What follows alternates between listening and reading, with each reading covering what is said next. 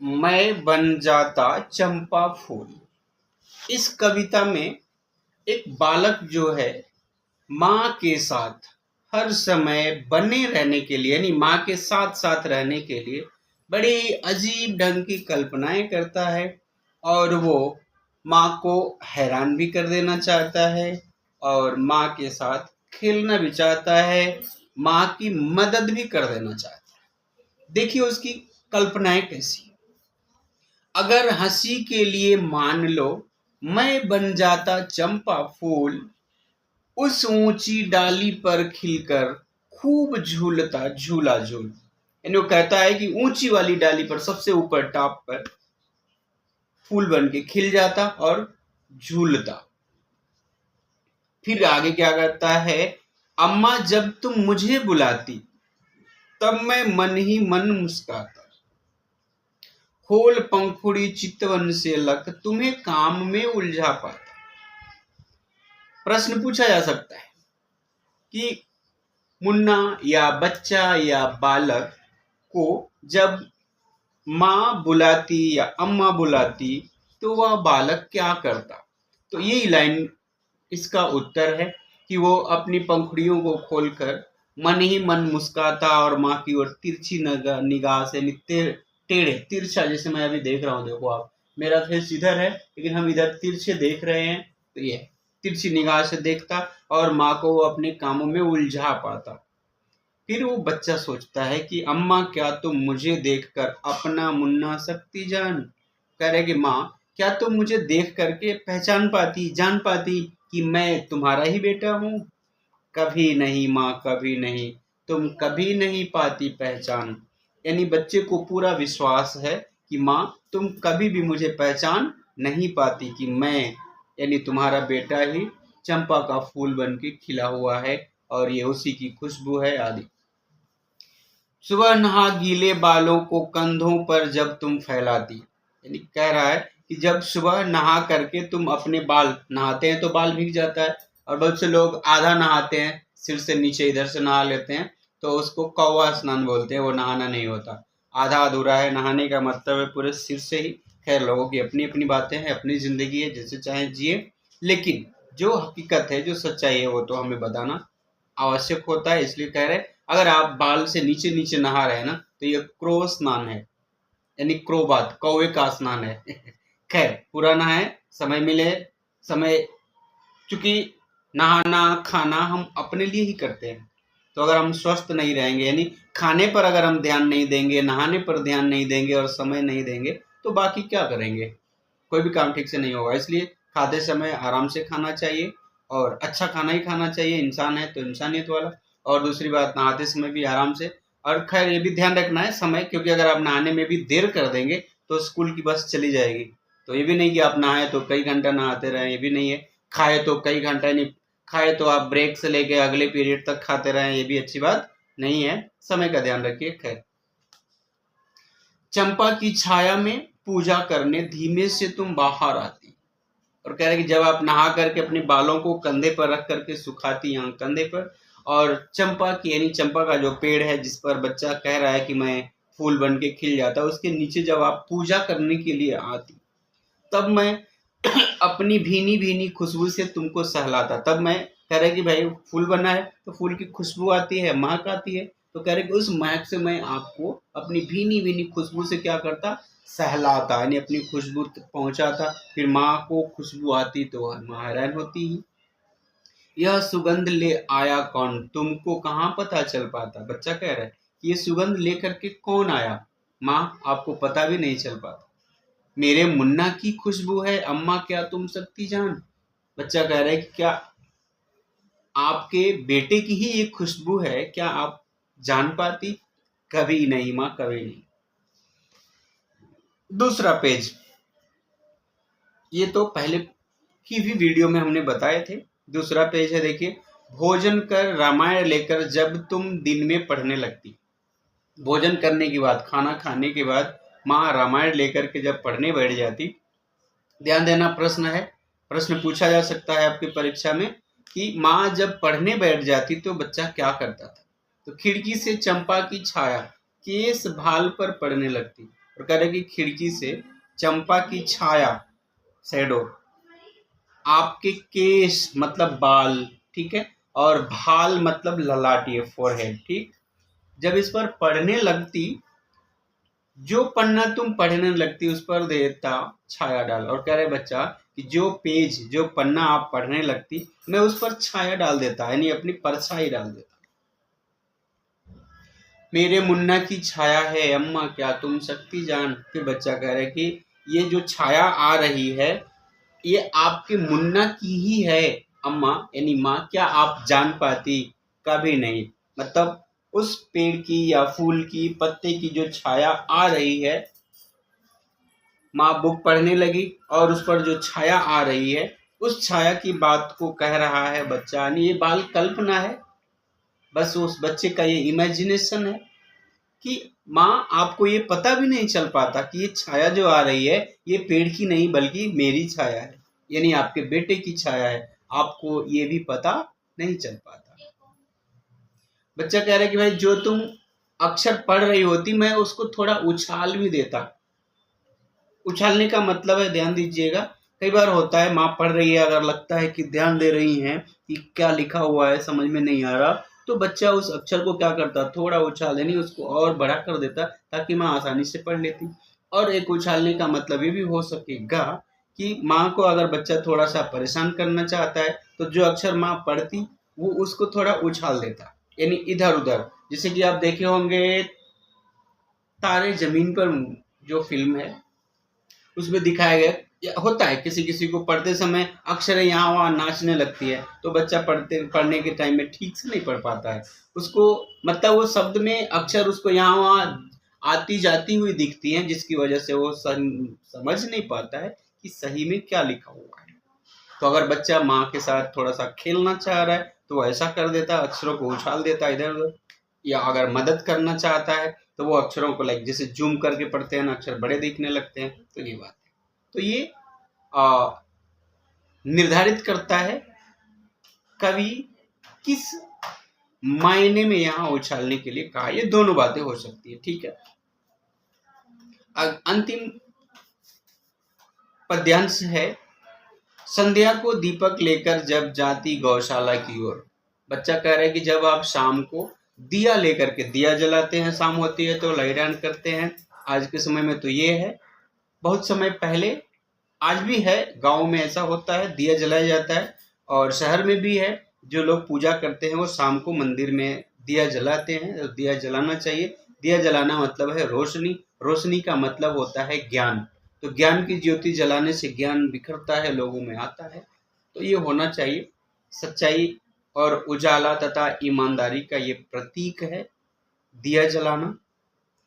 दिया जलाने से उजाला भी होता है, दिया रास्ते पर जले, या अगर आप बल्ब लगाते हैं रास्ते पर लगाएं, तो उससे आने जाने वाले व्यक्ति को सुविधा होगी, रास्ता साफ दिखाई देगा। आज कई जगह, या चूंकि हैदराबाद में ही रास्ते पर और जो ब्रिज बने हैं, फ्लाईओवर बने हैं, वहाँ पे स्ट्रीट लाइट लगी है, खंबे पोल भी हैं, लाइट भी है, लेकिन टेक्निकल कुछ खराबियां रहती हैं, तार कहीं कटा है या आदि आदि बातें, जहाँ लाइट जलती नहीं है। कई ऐसे फ्लाईओवर हैं जिन पर सब कुछ लगा हुआ है, जलता नहीं है, वो लाइट ऑन नहीं होता है। रात में अगर आ रहे हैं तो गाड़ियों के लाइट के उजाले से ही उस रोड पे, सड़क पे उजाला होता है, वो लाइटें नहीं जल रही होती हैं। या 4-5 पोल के बाद वाली एक कोई लाइट जल रही हो भी हिल डुल रही होती है। तो ये जो विभाग है और सरकार है, उसकी जिम्मेदारी है कि जनता की सुविधाओं का ख्याल रखें, क्योंकि जनता के टैक्स के पैसे से ही वो लोग ऐशो आराम करते हैं, बैठे बैठे सैलरी लेते हैं और ले रहे हैं, जनता की सेवा में लापरवाही कर रहे हैं। क्योंकि आज देखिए, चूंकि ये इससे हटके है लेकिन सबके लिए जनरल है, ध्यान दीजिएगा, हर जगह रास्ता टूटा फूटा है, सड़क टूटी फूटी है, गड्ढे हैं, पानी लग जा रहा है, लेकिन जो ट्रैफिक पुलिस है ना, ट्रैफिक पुलिस वाले जो हेलमेट नहीं पहने हैं या आदि आदि लोगों को कैमरा में बड़ा जल्दी कैद कर लेते हैं, फोटो ले लेते हैं, लेकिन उन रिश्वतखोर बोल सकेंगे उनको, क्योंकि ये लोग रिश्वत भी लेते हैं, ध्यान दीजिएगा। जिसको पकड़ लेते हैं ना, अगर लाइसेंस नहीं है तो पैसे लेके छोड़ देते हैं, चालान नहीं करते। चालान उसका करते हैं जिसके पास पैसा नहीं है उन्हें देने के लिए, तो ऐसा ही लोग कर देते हैं। और ये उस देखिए गाड़ी जो तेज जा रही है उसको दौड़ के सामने आकर के लोग रुका देते हैं, हेलमेट नहीं पहना है तो ठीक है, ये नियमों का पालन होना चाहिए। लेकिन क्या मैं उनसे, या आप भी ध्यान देना, आप भी उनसे पूछना कि क्या उनको गड्ढा नहीं दिखता है, सड़क पर जो गड्ढा है जिसकी वजह से एक्सीडेंट हो जाता है, पानी लगा है, बदबू होती है, या कहीं कहीं पत्थर और बहुत धूल है। अभी बारिश थोड़ी सी हुई है तो इस बारिश की वजह से धूल तो नहीं उड़ रही है। कई बार फ्लाईओवर जो ऊंचा है उस पर पूरा कूड़ा कचरा फैला रहता है। आज एक दो दिन हम देख रहे हैं तो थोड़ी सी साफ सफाई इधर दिख रही थी, ये जो लंगर हाउस और टोली चौकी का जो ब्रिज है दिख रहा था, यहाँ कुछ लोग कर रहे थे। अन्यथा महीनों, 1 महीने 2 महीने, क्योंकि आना जाना हमारा इधर से ही रहता है, और फ्लाईओवर पे कूड़ा कचरा पड़ा रहता है, सड़क टूटी रहती है। तो जो ट्रैफिक पुलिस वाले हैं इनके कैमरे में वो नहीं दिखाई देता, जिससे जनता को असुविधा होगी। लेकिन जिससे जनता को ये लोग परेशान करना चाहते हैं वो इनको आराम से दिख जाता है, इनके कैमरे में कैद हो जाता है। ये फाइन लगाना और आदि आदि बातें। नियमों को पालन करना है तो थोड़ा आप भी नियमों का पालन करिए, क्योंकि कई बार अगर त्रिबल सवारी बाइक पे जाती है, 3 लोग बैठ जाते हैं तो ये लोग उसका पिक्चर ले लेते हैं और फाइन डाल देते हैं। नियमों का पालन आप सरकारी बसों में भी करिए। सीट के कई गुना लोग खड़े होके जाते हैं, लटक के जाते हैं, वहाँ ये नियम कहाँ है। फिर रेलवे में यही हालत है, टिकट लेके भी लोगों को बैठने की जगह नहीं होती है, तो वहाँ सरकार का नियम कहाँ है। इन बातों का ध्यान रखना चाहिए। और प्यारे बच्चों, मैंने आपसे इसलिए कहा क्योंकि आज आप बच्चे हैं लेकिन कल आप ही देश के भविष्य हैं। तो आप इस बात को अगर जानते रहेंगे और आप अधिकारी बनते हैं तो आशा है कि आप जनता की सुविधा का ध्यान रखेंगे। आगे बढ़ जाते हैं फिर, चलिए। बच्चा कहता है कि शाम को जब आप गौशाला की ओर दिया लेकर के जाती, गौशाला यानी जिधर जानवरों को रखा जाता है, दिया एक बार घरों में जला के घुमा देना चाहिए। उससे क्या रहता है, घर में खुशहाली रहती है, ऐसा माना जाता है। इसलिए दिया जलाते हैं या अगरबत्ती जलाते हैं तो हर घर में एक बार घुमा लेते हैं। तब बच्चा कह रहा है कि टपक तुरंत मैं मुन्ना बनकर लेता पकड़ तुम्हारा छोर। तब ये कह रहा है कि पेड़ से मैं नीचे टपक जाता और मुन्ना बन के आ जाता। अब तक ये फूल बन के माँ के साथ खेलना और माँ को हैरान करना चाहता था। अब ये बच्चा कह रहा है कि मैं मुन्ना बन के आ जाता और तुम्हारा छोर, साड़ी का पल्लू पकड़ लेता। मुझे अचानक पास देखकर हो जाती जब तुम हैरान। बच्चा कह रहा है कि मुझे अचानक अपने पास देख करके जब तुम हैरान हो जाती, परेशान हो जाती, तो कह रहे कि मुझे सुनाओ एक कहानी। कहता मैं बनकर अनजान, और मैं अनजान बन के, अननोन बन के कहता कि आप एक कहानी सुनाइए। तब फिर बच्चे की कल्पना कितनी मार्मिक है, देखिए। कह रहा है कि कहाँ छिपा था दिन भर नटकर, अम्मा क्या तुम सकती जान। कह रहा है बच्चा कि अम्मा, ये तुम्हारा नटखट बच्चा दिन भर कहाँ छुपा हुआ था, क्या तुम जान पाती, क्या आपको ये बात पता चल पाती कि मैं दिन भर कहाँ छुपा था। कभी नहीं माँ, कभी नहीं, कभी न कर पाती अनुमान। बच्चा कह रहा है कि आप अंदाजा भी नहीं लगा पाती कि मैं दिन भर कहाँ था। प्रश्न पूछा जा सकता है कि माँ किस बात का अंदाजा यानी अनुमान नहीं लगा पाती। आपको उत्तर बताया गया। वीडियो फिर से एक बार सुनेंगे तो और अच्छा रहेगा, सारी बातें आपको रिवाइज हो जाएंगी। माँ किस बात पर हैरान हो जाती, शाम को माँ दिया लेकर कहाँ जाती, माँ क्या पढ़ती, माँ के पढ़ते समय बच्चा किस प्रकार उनके साथ व्यवहार करता या क्या करता, मदद करता, आदि आदि, यानी तरह तरह के प्रश्न पूछे जा सकते हैं। प्रश्नों का तरीका अलग होगा, आंसर यानी उत्तर वही रहेगा। इसके बाद चलिए आ जाते हैं हम ग्रामर की ओर, व्याकरण भाग। व्याकरण भाग में वर्ण विच्छेद है, जिसमें लेटर्स को, अक्षरों को सेपरेट करना है। तो आप लिखे होंगे तो आप इसे एक बार पढ़ लीजिएगा। जैसे पहला है अम्मा, तो इस शब्द का वर्ण विच्छेद करते समय अ प्लस म आधा है तो म के नीचे हलंत लगाए रहेंगे। अगर आप क्लास में देखे होंगे, आपको आपके अध्यापक बताए होंगे तो याद रखिएगा। कोई भी व्यंजन लिखते हैं तो उसके नीचे हलंत जरूर लगाते हैं। कोई स्वर है तो स्वर के नीचे हलंत की जरूरत नहीं है। अगर अक्षर पूरी है तो उसके बाद अ जरूर लिखेंगे प्लस के बाद। अगर अक्षर आधी है तो हमें अ लिखने की जरूरत नहीं है, क्योंकि अ जुड़ने से ही अक्षर पूरी होगी। अ के अलावा अगर आ की मात्रा है तो आपको आ लिखना है, छोटी ई की मात्रा है तो छोटी ई। तो ध्यान रखिए, जो मात्रा है हमें वही अक्षर लिखनी है, फिर उसमें अ नहीं आएगा। अगर मान लीजिए क है तो हम लिखेंगे क प्लस अ, लेकिन क में छोटी मात्रा की है तो हम लिखेंगे क प्लस ई, और क के नीचे हलंत। ध्यान रखिए। आगे बढ़ जाते हैं। निम्नलिखित वाक्यांशों के लिए एक शब्द लिखिए, यानी सेंटेंस है, पार्ट्स ऑफ सेंटेंस है, उसके लिए वन वर्ड में आंसर आपको लिखना है। शरारत करने वाला बालक, शरारती।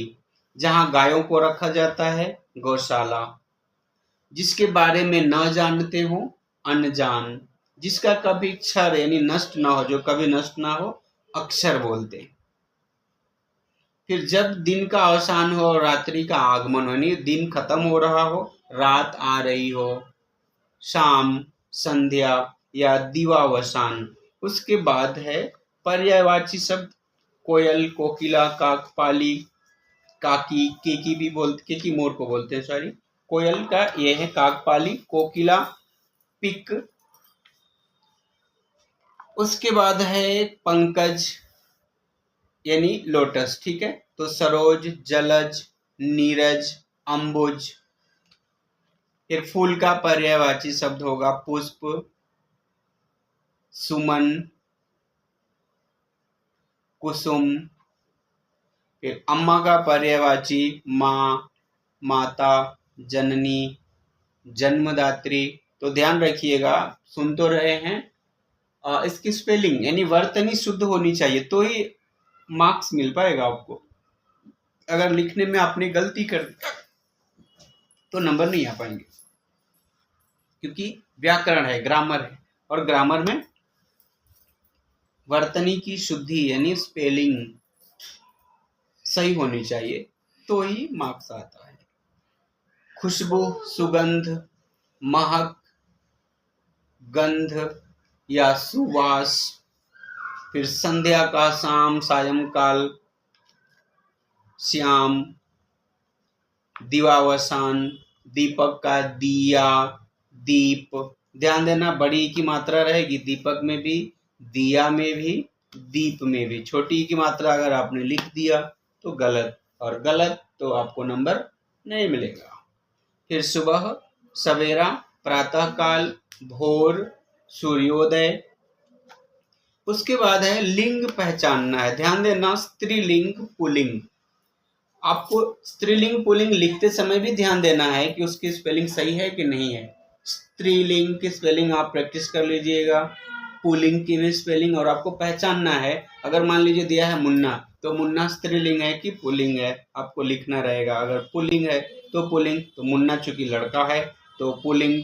अम्मा स्त्रीलिंग, फूल पुल्लिंग, बाल यानी बालक तो पुल्लिंग, पन्ना पुल्लिंग, दीपक पुल्लिंग। तो ये रहा इस पाठ से संबंधित व्याकरण। तो ध्यान दीजिएगा, इस पाठ के यानी इस कविता के कवि का नाम भी आप जरूर याद कर लेना। पूछा जा सकता है कि इसके कवि कौन हैं। और मेरे प्यारे बच्चों, ध्यान दीजिएगा, लिखते समय क्वेश्चन पेपर में जब आप कभी परीक्षा लिख रहे हैं तो क्वेश्चन पेपर में जो क्वेश्चन नंबर दिया गया है, क्वेश्चन नंबर आपको वही देना रहता है। और अगर वन वर्ड आंसर है यानी ग्रामर व्याकरण वाला है प्रश्न, तो आपको उसका प्रश्न भी लिखना रहता है और उत्तर भी लिखना रहता है, क्योंकि एक ही वर्ड है। अगर आपको पर्यायवाची लिखना है, मान लीजिए प्रश्न में है कमल, तो आप लिखेंगे पर्यायवाची शब्द हेडिंग और उसके बाद कमल, और कमल के बाद पंकज, जलज, नीरज, अंबुज, जो भी उसका उत्तर होता है। तो उत्तर लिखने का सही तरीका यही है, और आशा है आप इस तरह ही कार्य करेंगे। इन बातों को अगर आप ध्यान रखते हैं तो बोर्ड की परीक्षा आपके लिए आसान हो जाती है, और आप अभी से मेहनत से पढ़ना शुरू कर देंगे तो बोर्ड की परीक्षा आते आते यानी आपकी जो वार्षिक ईयरली है एनुअल परीक्षा एग्जाम में, तब तक आपको सब चीज़ें बड़ी आसान हो जाएंगी। लेकिन हाँ, क्लास में यानी कक्षा में जो बात ध्यान बताई जाती है ध्यान से सुनिए, समझिए और उसको कीजिए, तो आपको कुछ भी बोझ नहीं लगेगा, एकदम हल्का लगेगा। और जब मेहनत करेंगे तो क्या कहा जाता है ना, मेहनत का फल मीठा होता है। मेहनत करते समय आपको अपने दिमाग का भी प्रयोग करना है, क्योंकि खाली मेहनत से नहीं, दिमाग के साथ मेहनत करने से सफलता जरूर मिलती है। और कभी भी सकारात्मक सोचना चाहिए, सोच रखना चाहिए, ठीक है। सकारात्मक यानी पॉजिटिव, जो भी काम करिए मन से करिए। अभी के लिए इतना ही, धन्यवाद। एक बात बता दूं फिर थोड़ा सा, इस चैनल पर आईसीएसई बोर्ड, सीबीएसई बोर्ड और स्टेट बोर्ड पूरा ही सिलेबस बताया गया है। अगर आपके कोई दोस्त मित्र 9th 10th क्लास में है, यानी 10वीं 11वीं 12वीं यानी 11 12 में भी हैं, हिंदी पढ़ते हैं, तो उनके लिए यह चैनल उमेश चंद Yadav Hindi classes bye Umesh sir बड़ा ही मददगार होगा, यानी हेल्पफुल होगा। उन्हें भी बताइए, आपके बताने से हो सकता है उनकी मदद हो, और जो पार्ट वो समझ नहीं पाए हो वीडियो देख के सुन के समझ जाएं। और मेरा पूरा विश्वास है कि जो भी ध्यान से सुनेगा समझेगा, कुछ भी डाउट नहीं रह जाएगा। धन्यवाद। जय हिंद, जय हिंदी।